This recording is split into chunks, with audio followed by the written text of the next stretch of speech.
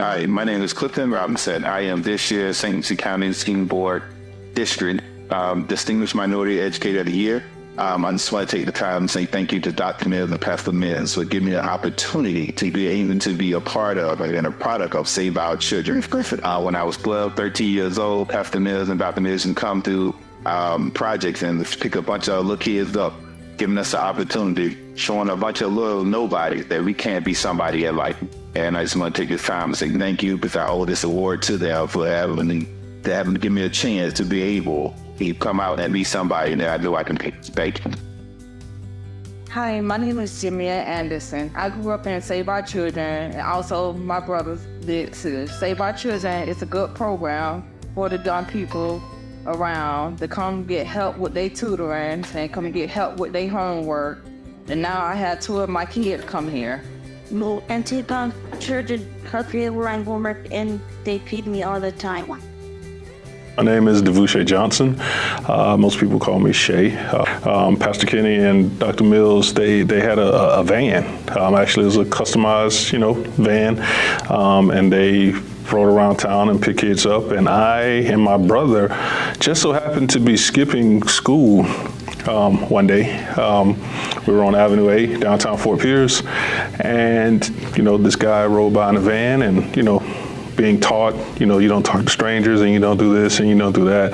And it was Pastor Kenny. And Pastor Kenny asked, he's like, well, why aren't you guys in school? And of course, we had no true answer, at least not that we were going to give him. And one thing led to another. He found out about the program. He came back around later on that evening or the next day or sometime within a, relatively short amount of time, spoke with my mom, got us involved with the program, and we were about 11, 12 years old then. And from Bible Way Soul Saving Station, out of that, as time and we grew and times changed and the organization expanded and morphed, it became Save Our Children, which is, the Save Our Children that we all know and love today. And what was most impactful for me as a youth, as a Black male, was stability. Save Our Children, Pastor Kenny, particularly Dr. Mills, they were there. They were there. When uncles, aunts, cousins, friends, mom, dad wasn't there, they were there. I got into trouble on quite a few occasions, but this one particular occasion, I ended up in the detention center for a couple of months, and guess who came to see me? They were there. Guess who didn't? So growing up, that consistency, some of my first happened through Save Our Children, Disney World, Save Our Children. I think Lion Country Safari, Save Our Children.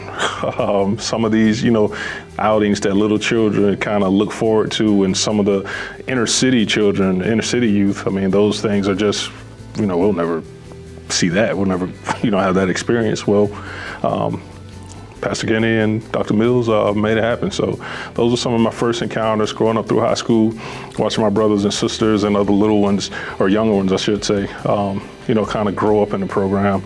It was really, something special. So just that wholesomeness. You talk about a room with, maybe 60, 70 kids. Lunches, sandwiches, those little brown bag lunches, sandwich, apple, some type of fruit juice and what have you, just kind of, having fun and learning, that whole sense of community and just genuinely how to love and have a sense of being, There's always representation, whether it be posters on the wall of Rosa Parks or Jesse Owens or Martin Luther King or Malcolm X. That positive reinforcement and representation was always there from historical figures, and we were always encouraged to do our best, from Dr. Mills and Pastor Kenny. What does it mean to you to still be involved with Save Our Children over 30 years later? It means the world to me, because it's now, me being able to pay it forward and give back at the same time. I believe every person should be able to eat from their own tree, right? And these people planted in me.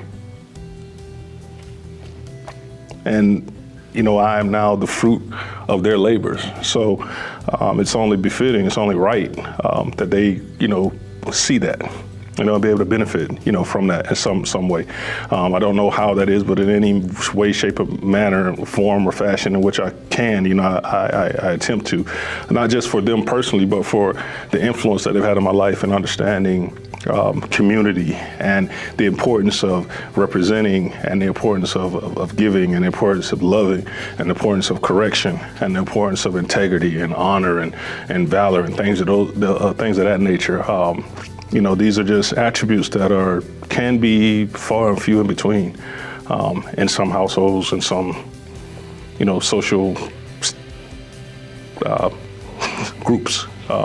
So, you know, it really means the world to be able to now, as the chair and president of the board, come back and have that degree of influence and be able to give back and help, you know, try to push it forward for the next generation over these last few years. So.